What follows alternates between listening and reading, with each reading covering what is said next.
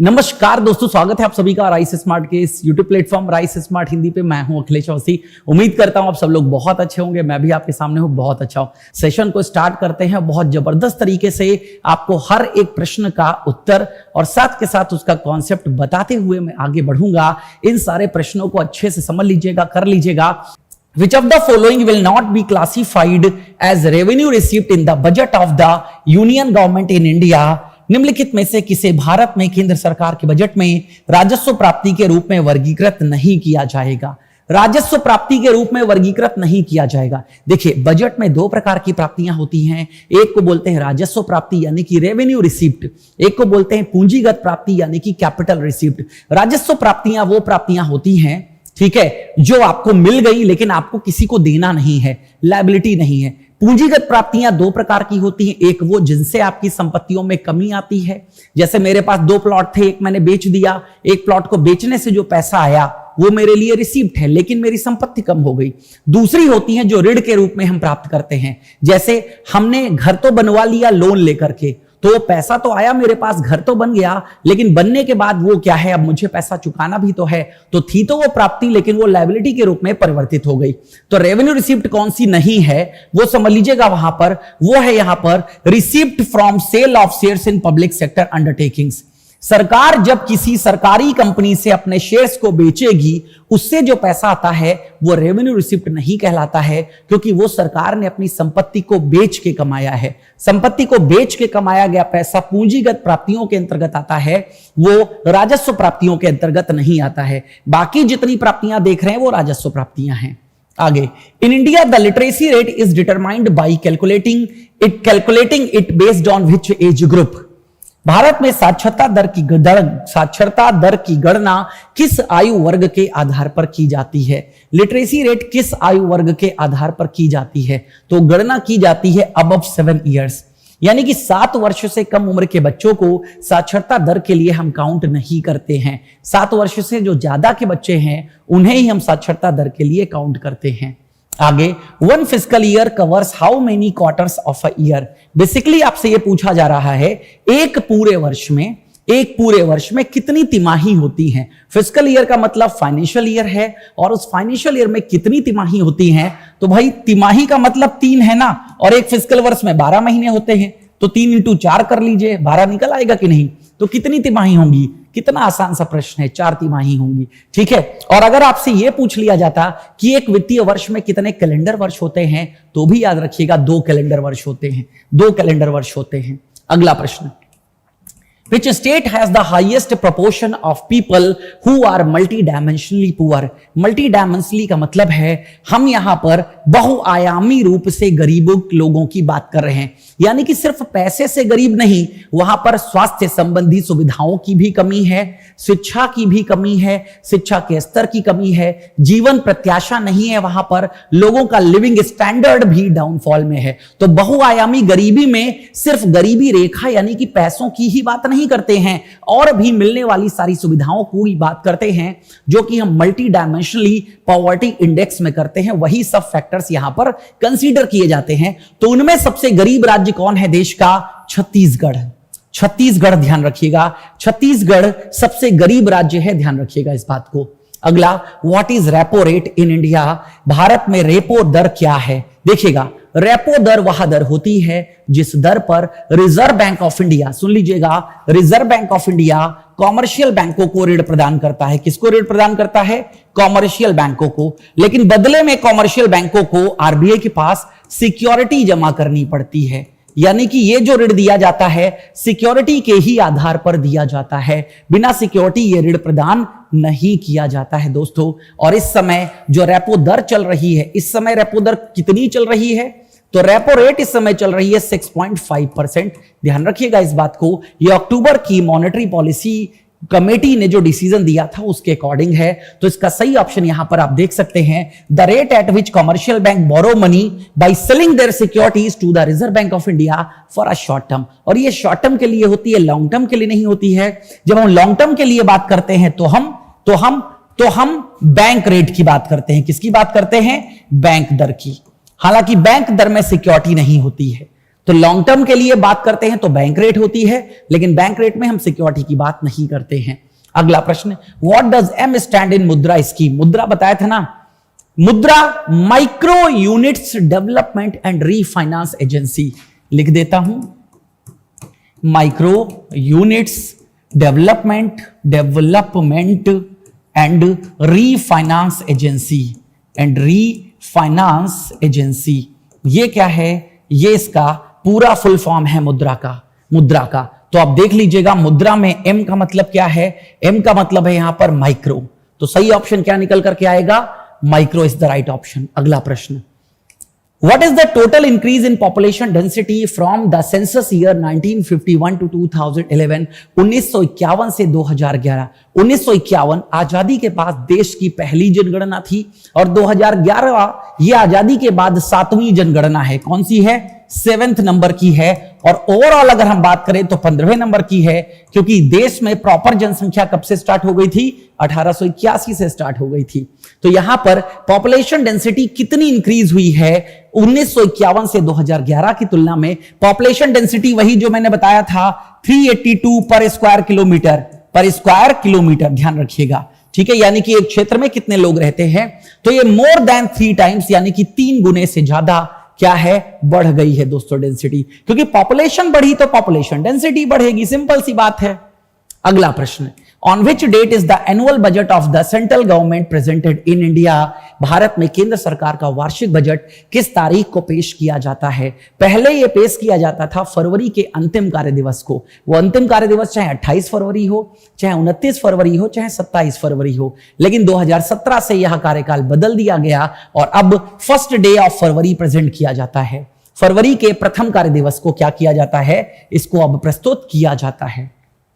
अगला, the share of adolescent age 10 to 19 years is found to be about according to the 2011 census। 2011 की जनगणना के अनुसार किशोरों यानी कि किशोर किसे कहेंगे? जिनकी 10 वर्ष से लेकर के 19 वर्ष के बीच में आयु है, उन्हें किशोर कहा जाता है।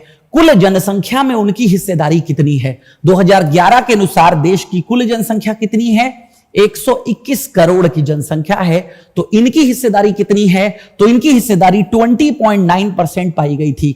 वैसे भी भारत में यूथ ज्यादा है, ये तो 10 से 19 की ही बात कर रहे हो, लेकिन अगर इसको 35-40 तक ले आओगे तो यूथ की जनसंख्या आपको भारतवर्ष में ज्यादा मिलेगी। आगे आते हैं, which of the following statement is not correct? निम्नलिखित में से कौन सा कथन सही नहीं है? 4 कथन यहां पर लिखे हैं और बेसिकली ये भी मॉनेटरी पॉलिसी से संबंधित ही कथन यहां पर लिखे हैं। कौन सा सही नहीं है वो मैं आपको बता देता हूं। तो चौथा वाला सही नहीं है, बाकी तीनों सही हैं। चौथा क्या कह रहा है? The RBI can not influence money supply by changing the rate at which it give loans to commercial bank. भाई आरबीआई क्यों नहीं बदल सकता? आरबीआई लोन देके ही तो मनी सप्लाई को बदलता है और ये लोन ही तो रेपो रेट, बैंक रेट के रूप में बांटे जाते हैं। बाकी तीनों जो यहां पर बातें लिखी हैं वो सही हैं। जैसे बैंकों को कुछ रिजर्व तरल रूप में रखने की भी आवश्यकता होती है, जिसे वैधानिक तरलता अनुपात SLR कहा जाता है, बिल्कुल सही बात है। और SLR वर्तमान में कितना चल रहा है? 18.5% चल रहा है। कैश रिजर्व रेशियो, यह वो पैसा होता है जो सभी कमर्शियल बैंकों को रिजर्व बैंक ऑफ इंडिया के पास रखना होता है। बेसिकली अगर ये मैं बात करूं यहां पर, ये 18% है, ये 18% है और ये 4.5% है। CRR जो है ना वो 4.5% है। और मनी मल्टीप्लायर का फॉर्मूला होता है 1/CRR। इस फॉर्मूले को देख लीजिए, 1/CRR। इस पर भी एक प्रश्न आपको मिलेगा जो कि पूछा गया है। अगला प्रश्न, what was the approximate total budget outlay of the first 5-year plan in India? Bharat की जो पहली पंचवर्षीय योजना बनी थी, जिसका कार्यकाल कब से कब तक था? 1951 से 1956। और इसका उद्घाटन किसने किया था? उस समय देश के प्रधानमंत्री जो कि जवाहरलाल नेहरू, और देश के पहले प्रधानमंत्री। सबसे लंबा कार्यकाल बिताने वाले भी प्रधानमंत्री यही हैं, बट अब लगता है इनका ये जो कार्यकाल बिताने का समय है मोदी जी तोड़ दे। अगर तीसरा ये चुनाव मोदी जी जीत जाते हैं और पूरे 5 साल सरवाइव करते हैं तो जवाहरलाल नेहरू जी का भी कार्यकाल टूट जाएगा। चलिए, तो इसका सही ऑप्शन है 2069 करोड़। जो देश की पहली पंचवर्षीय योजना बनी थी, जिसका उद्देश्य कृषि का विकास करना था, उसका बजट 2069 करोड़ का था। अगला प्रश्न, when money does not have intrinsic value this type of money is called. जब पैसे का आंतरिक मूल्य नहीं होता है, यानी कि ऐसी मुद्रा की बात करी जा रही है जिसका कोई आंतरिक मूल्य नहीं होता है, तो ऐसी मुद्रा को हम किस नाम से जानते हैं? ऐसी मुद्रा को हम फिएट मनी के नाम से जानते हैं। जैसे हमारे देश में जो पेपर करेंसी है, यानी कि जो पत्र मुद्रा है, वो क्या है? पत्र मुद्रा क्या है? पत्र मुद्रा का अपना कोई मूल्य होता है? नहीं होता है पत्र मुद्रा का अपना कोई मूल्य। जैसे सिक्कों का अपना मूल्य होता है, तो सिक्कों को हम कमोडिटी मनी कहते हैं। सोना है, चांदी है, ये क्या है? ये कमोडिटी मनी होता है दोस्तों, क्योंकि उसका अपना मूल्य होता है। चलिए अगला, Which state union territory of India ranks first for having the highest male and female literacy in the 2011 census? 2011 की जनगणना में भारत का कौन सा राज्य या केंद्र शासित प्रदेश उच्चतम पुरुष और महिला साक्षरता दर के मामले में पहले स्थान पर है? दोस्तों आपको बताया ना, महिला और पुरुष दोनों की बात कर लीजिए, साक्षरता के मामले में केरला सबसे ज्यादा है। वर्तमान में अगर मैं बात करूं तो केरला की साक्षरता दर 96.02% है। एट दैट टाइम 2011 की जनगणना के अनुसार में 94 पॉइंट समथिंग काउंट हुई थी, 94 दशमलव समथिंग काउंट हुई थी। अगला प्रश्न, Which of the following is an example of stock variable? Economics में दो प्रकार के वेरिएबल होते हैं, एक होता है स्टॉक वेरिएबल, एक होता है फ्लो वेरिएबल।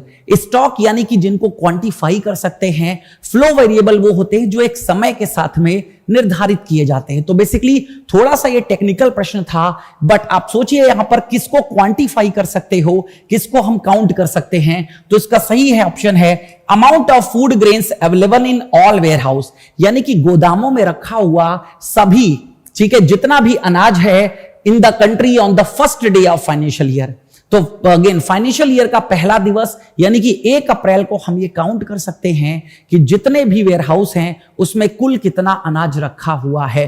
तो ये स्टॉक को रिप्रेजेंट कर रहा है, इसी के लिए इसे स्टॉक वेरिएबल के नाम से जाना जाता है। अगला प्रश्न, which of the following was not one of the major component of the green revolution in India? निम्नलिखित में से कौन सा भारत में हरित क्रांति के प्रमुख घटकों में से एक नहीं था? तो हरित क्रांति जिसकी शुरुआत 1960s से 70s के बीच में हुई थी, तो बेसिकली इसको 1960 के बाद से अप्लाई किया हुआ माना जाता है। पेस्टिसाइड यानी कि कीटनाशक का छिड़काव करना शामिल था। बैंकिंग सर्विसेज इसमें नहीं शामिल थी, आप खुद समझ लीजिएगा। HYV का मतलब क्या है यहां पर, इस पर भी कई प्रश्न पूछे जा चुके हैं। तो high yield variety seed, high yield variety seeds, ध्यान रखिएगा इस बात को, हाई यील्ड वैरायटी सीड्स, ठीक है, ये भी शामिल थे। इरिगेशन फैसिलिटीज का मतलब है सिंचाई सुविधाएं। भाई ग्रीन रेवोल्यूशन का बैंकिंग सुविधाओं से कोई लेना देना नहीं था, क्योंकि यह कृषि से संबंधित एक योजना थी। अगला प्रश्न, according to the census of India 2011 the literacy rate is given, choose the correct options. Bharat की जनगणना 2011 के अनुसार साक्षरता दर दी गई है, सही विकल्प चुने। कौन किसकी जनसंख्या यहां पर बताई गई है? तो फीमेल की जनसंख्या है, मेल की जनसंख्या है और केरला की जनसंख्या है, ये यहां पर आपको पहचानना है बेसिकली। तो अगेन यहां पर बात कर लीजिएगा। देखिए केरला की जनसंख्या मैंने अभी आपको बताया था ना 94 दशमलव समथिंग, तो 3 के सी की अगर हम बात करें तो 3 का सी है, 1 का बी है। फीमेल की 65.46, क्योंकि फीमेल हमेशा मेल से कम, क्योंकि भारत में थोड़ा बायसनेस रखी जाती है, भारत में थोड़ा सा बायसनेस है, यहां पर लोग लड़कों को ज्यादा तरजीह देते हैं, तो लड़कों की पढ़ाई का खास ख्याल रखते हैं। और पहले और अभी भी गांव में दूर दराज के क्षेत्रों में स्कूल कॉलेजेस अब पहुंच रहे हैं, लेकिन पहले नहीं थे, तो लोग लड़कियों को बाहर नहीं भेजते थे पढ़ने के लिए, बट लड़के बाहर पढ़ने चले जाया करते थे। आज भी ये स्थितियां भारतवर्ष के कई जगहों पर मौजूद हैं, ध्यान रखिएगा इस बात को, ठीक है। तो इसका सही ऑप्शन है सी। आगे आते हैं, समझिएगा यहां पर, as per economic theory when a nation becomes more prosperous. आर्थिक सिद्धांत के अनुसार जब कोई राष्ट्र अधिक समृद्ध हो जाता है, जब कोई राष्ट्र अधिक समृद्ध हो जाता है, तो याद रखिएगा कृषि का उत्पादन या कृषि में काम करने वाले लोगों की संख्या घटती है और सेवाओं का जो कंट्रीब्यूशन है वो बढ़ता है। ये एक मोटा मोटा पहचान है, और वही बात यहां पर लिखी हुई है, the proportion of GDP contributed bye agriculture sector and working population in the sectors decline considerably. कृषि क्षेत्र का कंट्रीब्यूशन और कृषि क्षेत्र में काम करने वाले लोगों का कंट्रीब्यूशन घटता है। याद रखिएगा, ये सब शिफ्टिंग होती है, शिफ्टिंग मैन्युफैक्चरिंग और सर्विस सेक्टर में होती है। अगला प्रश्न, if the value of CRR is 40%, then what will be the value of money multiplier. अभी बताया था ना मनी मल्टीप्लायर का फॉर्मूला। बहुत आसान सा प्रश्न होते हैं, लेकिन अगर नहीं पता है तो फिर एग्जाम में देखते रहोगे इनकी शकल। बताया था ना 1/CRR, 1/CRR, तो 1 कर दीजिए यहां पर 40%, प्रतिशत का मतलब 100 हो गया। तो बेसिकली 40 की बात करें तो ये 100 हो गया यहां पर, ठीक है। तो ये कितना निकल करके आएगा, 2.5%। आप देख लीजिएगा। तो इसका सही ऑप्शन क्या है, 2.5%। फॉर्मूला डाला और सीधे ऑप्शन निकल करके आ गया। अगला प्रश्न, निम्नलिखित को मिलाएं। Census year 1, sex ratio of India, females पर 1000 मेल्स। समझिएगा, सेंसस और ये जो लिंग अनुपात है इसके बारे में कही जा रही है बात, तो धीरे धीरे समझते हैं। जैसे 2011 में जो लिंगानुपात था वो था 943 महिलाएं थी 1000 पुरुषों पर। और ओवरऑल सबसे ज्यादा कहां का था, सबसे ज्यादा ये था केरला का 1084 वर्सेस 1000, यानी कि केरला में महिलाओं की संख्या पुरुषों से ज्यादा है। 1084, 1000 सबसे कम 2011 की जनगणना में अगर निकल करके आया था तो ये हरियाणा का निकल करके आया था। किसका, हरियाणा का निकल करके आया था। तो इसका सही ऑप्शन है दोस्तों 1 का बी, 2 का सी, 3 का डी और 4 का ए। 4 का ए तो मैंने आपको पहले ही बता दिया था, ये वाला सिस्टम, ठीक है। तो ए इज द राइट ऑप्शन। 1 का बी अगर मैं बात करूं, ठीक है, देन 2 का सी यहां पर है, 2 का सी है यहां पर, देन 3 का डी है यहां पर, इस तरीके से। और ए का तो आपको मैंने बता ही दिया, ये है। इस तरीके से ये पूरा का पूरा हर एक ईयर में क्या देश में ये सेक्स रेशियो रहा है, लिंगानुपात रहा है, वो देख लीजिएगा। अगला प्रश्न, As per Reserve Bank of India's master direction for the purpose of microfinance loan, household means micro finance से संबंधित लोन देने के directions reserve Bank of India के द्वारा इशू किए गए थे। आपसे पूछा यह जा रहा है हाउस होल्ड का मतलब क्या होता है। हाउस होल्ड में बेसिकली हम एक परिवार को, एक फैमिली को काउंट करते हैं। उस फैमिली में क्या क्या होता है, individual family unit, that is husband, wife and their unmarried children.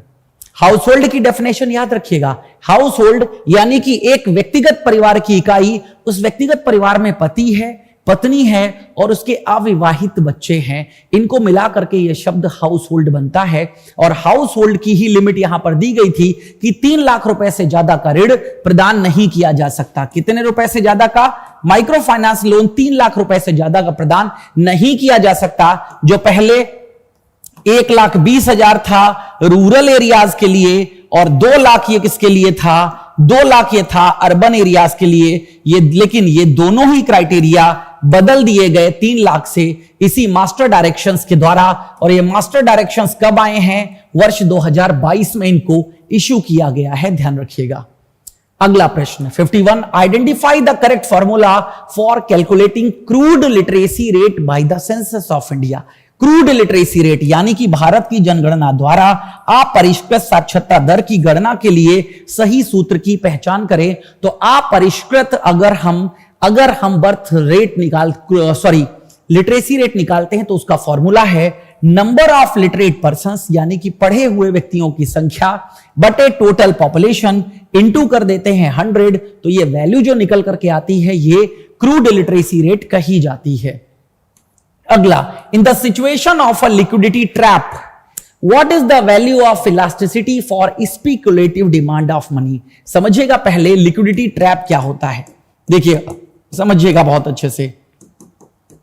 Liquidity trap का मतलब यह होता है बाजार में इंटरेस्ट रेट की बात हो रही है। समझिएगा, मान लीजिए आपके पास 1 लाख रुपए है, आप बाजार में कब निवेश करना चाहोगे, जब आपको ज्यादा ब्याज मिले या जब आपको कम ब्याज मिले। तो बेसिकली हम निवेश तभी करना चाहेंगे जब हमें ज्यादा ब्याज मिलता है। कम ब्याज मिलेगा तो हम निवेश नहीं करेंगे। तो जब बाजार में रेट ऑफ इंटरेस्ट कम हो जाती हैं तब लोग अपने पास पैसे को होल्ड करने लग जाते हैं, इस उद्देश्य से कि आगे चल करके यह दर जो है बढ़ेगी, तब हम निवेश करेंगे। तो इसी को लिक्विडिटी ट्रैप के नाम से जाना जाता है। तो इस लिक्विडिटी ट्रैप में स्पेकुलेटिव डिमांड ऑफ मनी यानी कि पैसे की मांग जब ब्याज, पैसे की मांग समझिएगा, डिमांड ऑफ मनी कब ज्यादा होगी? डिमांड ऑफ मनी जब ज्यादा होगी जब इंटरेस्ट रेट क्या होगी? कम होगी, ठीक है। और जस्ट इसके अपोजिट डिमांड कम होगी जब इंटरेस्ट रेट क्या होगी? ज्यादा होगी। तो ये परफेक्टली इलास्टिक के रूप में आता है, इसे हम पूर्णतया लोचदार के नाम से जानते हैं, ध्यान रखिएगा इस बात को। अगला प्रश्न, विच of the following states recorded the lowest population density in the 2011 census? 2011 की जनगणना में निम्नलिखित में से किस राज्य में सबसे कम जनसंख्या घनत्व दर्ज किया गया? डेंसिटी सबसे कम कहां की रिकॉर्ड हुई है? लोएस्ट पॉपुलेशन डेंसिटी 2011 की जनगणना के अनुसार तो अरुणाचल प्रदेश, और सबसे ज्यादा आपको मैं बता चुका हूं बिहार, सबसे ज्यादा डेंसिटी बिहार की। चलिए दोस्तों देखते हैं फटाक से अगला प्रश्न क्या कहता है। तो अगला प्रश्न यहां पर है, which of the following is not considered as a revenue received of the government of India? यानी कि निम्नलिखित में से किसे भारत सरकार की राजस्व प्राप्ति नहीं माना जाएगा? अभी आपको मैंने बताया था राजस्व प्राप्ति के बारे में और पूंजीगत प्राप्ति के बारे में। राजस्व प्राप्ति वो प्राप्ति होती है जिससे सरकार के द्वारा किसी भी संपत्ति का निर्माण नहीं किया जाता है। तो बेसिकली आप देखिएगा, फीस ये राजस्व प्राप्ति है, फाइन राजस्व प्राप्ति है, इनकम फ्रॉम पीएसयूज ये भी राजस्व प्राप्ति है, इनका प्रॉफिट वगैरह कौन सी नहीं है? तो गवर्नमेंट बोरोइंग्स यानी कि सरकार के द्वारा उधार लिया गया पैसा, चाहे वो इंटरनेशनल मॉनेटरी फंड से लिया गया हो, वर्ल्ड बैंक के द्वारा लिया गया हो, ये सारा का सारा पैसा ये कैपिटल रिसिप्ट के अंतर्गत काउंट होता है, ध्यान रखिएगा इस बात को। तो अगला प्रश्न, ठीक है, कैपिटल रिसिप्ट यहां पर याद रखिएगा, गवर्नमेंट बोरोइंग्स, ठीक है, ये क्या है? कैपिटल रिसिप्ट है, ना कि रेवेन्यू रिसिप्ट। अगला प्रश्न बहुत बड़ा लग रहा होगा देखने में, कोई परेशानी वाली बात नहीं है भाई, पूछा गया है एग्जाम में, ऐसा नहीं कि मैंने अपनी तरफ से नहीं बनाया। देखिएगा फटाफट, in the context of micro finance in India which of the following statement is not correct?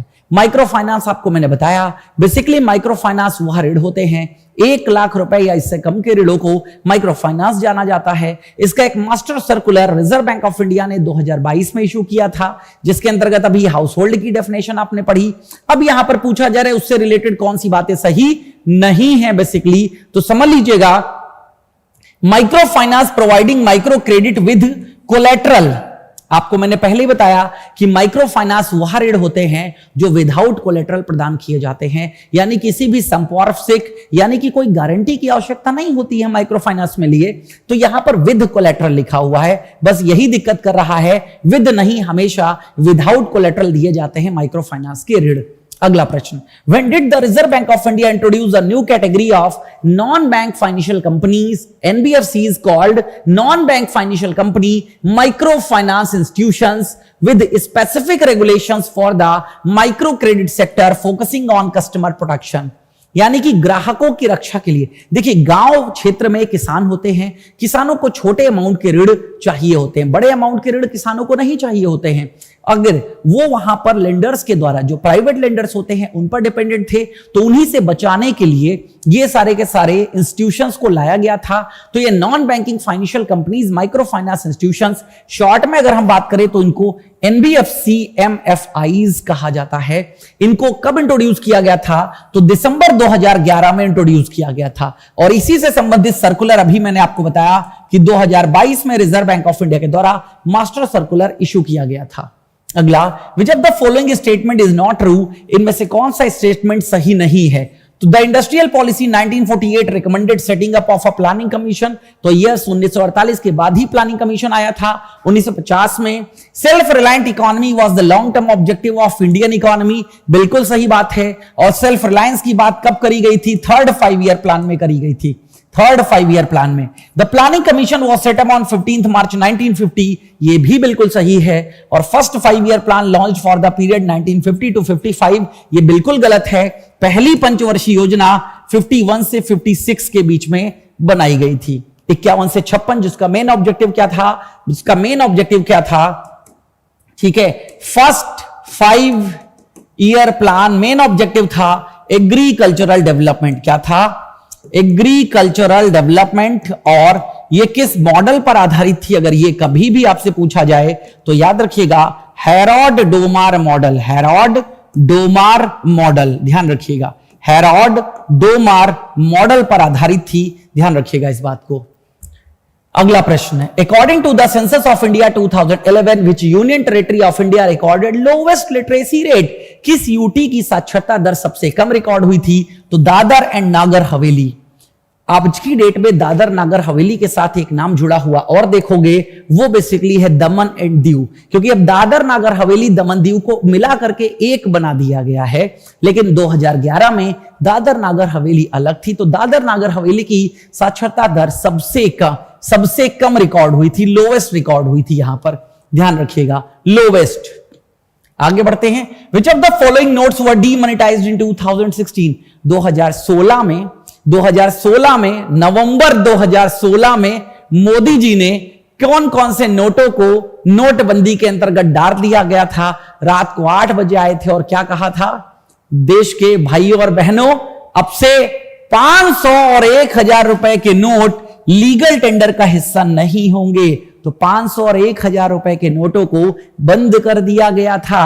और नया नोट की बात करें तो 2000 रुपए का नया नोट इशू कर दिया गया था और 500 रुपए का भी नया नोट। अब तो 2000 का नोट भी वापस ले लिया गया है, यानी कि चलन से पूरी तरह से खत्म नहीं किया गया है, चलन से हटा दिया गया है, बट अभी लीगल टेंडर है। 7 अक्टूबर 2023 लास्ट डेट रखी थी कमर्शियल बैंकों में 2000 के नोटों को जमा कराने की, लेकिन वो समय सीमा पूरी हो गई। बट अभी भी मान लीजिए आपके पास 2000 रुपए का नोट निकल करके आ जाता है कहीं दीपावली की सफाई में, तो आप उस नोट को रिजर्व बैंक ऑफ इंडिया के जो ऑफिसेज हैं वहां पर जाकर के जमा करा सकते हैं, आपको उसकी पूरी वैल्यू मिल जाएगी। आगे क्या होगा नहीं बताया गया, लेकिन अगर 500,000 रुपए का पुराना कोई नोट मिलता है तो उसकी कोई वैल्यू नहीं रह गई है, वो सिर्फ और सिर्फ एक कागज का टुकड़ा रह गया है।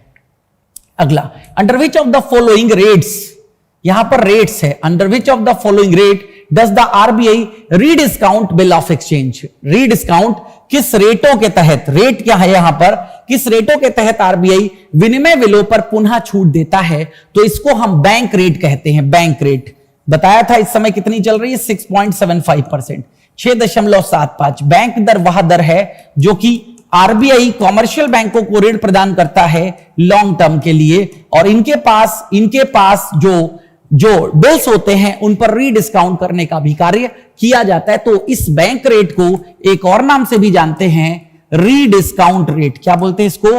रीडिस्काउंट रेट भी बोलते हैं, ध्यान रखिएगा। अगला प्रश्न, विच of the following ministries conduct the census of India? इनमें से कौन सा मंत्रालय है, इसमें से कौन सा मंत्रालय है जो क्या है, सेंसस को कंडक्ट करने का कार्य करता है? तो यह है दोस्तों मिनिस्ट्री ऑफ होम अफेयर्स, यानी कि गृह मंत्रालय, और जिसके मंत्री कौन है इस समय इसके मंत्री हैं मिस्टर अमित शाह। सहकारिता मंत्रालय और रक्षा मंत्रालय दोनों इन्हीं के पास हैं। तो ऐसे ही सेशंस के लिए जुड़े रहिए राइस स्मार्ट हिंदी यूट्यूब के साथ और हमारे साथ अखिलेश अवस्थी। और सुबह ऐसी और इंफॉर्मेशन अगर आपको जाननी हो तो डेली मैं डिस्कशन करता हूं सुबह 8 बजे अपनी करंट अफेयर्स की क्लास में। आ जाइएगा इसी चैनल पर राइस स्मार्ट हिंदी पर। Thank you.